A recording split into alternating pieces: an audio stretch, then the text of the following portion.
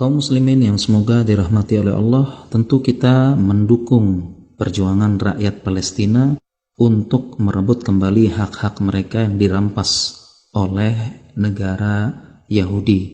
Kemudian ada yang bertanya, kenapa sih negara-negara Arab tidak menyerang negara Yahudi, tidak kumpul bareng-bareng bersatu kemudian perang melawan negara Yahudi tersebut? Jawabnya, dulu pernah terjadi peperangan koalisi Arab dengan negara Yahudi dan hasilnya dimenangkan oleh negara Yahudi, dan dampaknya negara Yahudi berhasil mencaplok beberapa daerah Palestina dan mengklaim secara sepihak beberapa area negara Palestina sehingga daerah mereka menjadi lebih luas.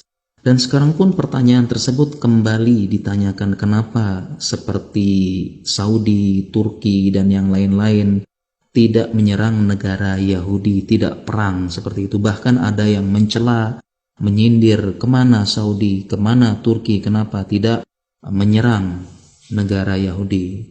Jawabannya, perlu banyak pertimbangan untuk memutuskan perang, dan kita perlu bijak juga dalam bersikap dan menghormati keputusan mereka.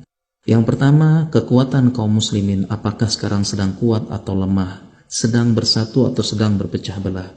Kemudian yang kedua, peraturan internasional ini menyebutkan tidak boleh menyerang negara lain secara resmi. Jika melanggar, bisa jadi menjadi alasan negara-negara lain yang benci Islam untuk menghancurkan negara Islam dan menyerang balik serta mengajak negara-negara lain untuk menyerang Islam.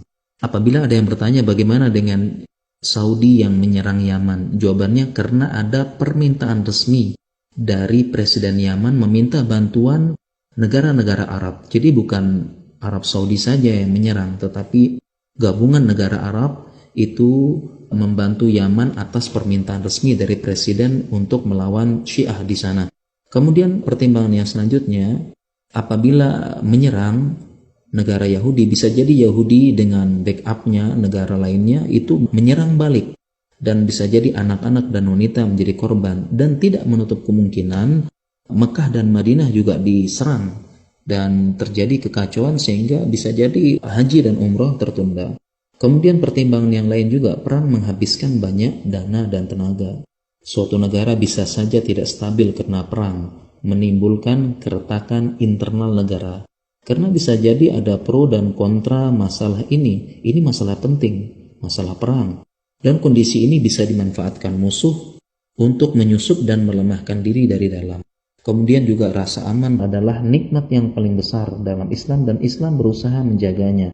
Memang Islam ada syariat jihad, tetapi perlu bimbingan ulama serta berada dalam bendera resmi suatu negara atau ulil amri, dan masih banyak pertimbangan lainnya. Kalau kita perhatikan ya, mereka yang mencela negara Arab, Turki dan sebagainya, kenapa tidak perang? Yang mencela sendiri pun tidak pergi perang, belum berangkat perang ke sana, dia pun tidak mau perang. Ya, jadi yang mencela pun dia tidak berangkat perang dengan berbagai macam keputusan begitu, dengan pertimbangan. Ya, sehingga kita perlu menghormati, dan negara-negara Arab, Saudi, Turki dan yang lainnya sudah berusaha membantu. Mereka banyak sekali membantu dari berbagai macam cara, dari bantuan harta, bantuan pangan, bahkan juga dengan diplomasi. Oleh karena itu hendaknya kita tidak saling mencela, kita justru bersatu mendukung Palestina dengan apapun yang bisa kita lakukan saat ini, dan semoga Allah memenangkan kaum muslimin dan mengembalikan Palestina, Masjidil Aqsa di tangan kaum muslimin. Amin ya rabbal alamin.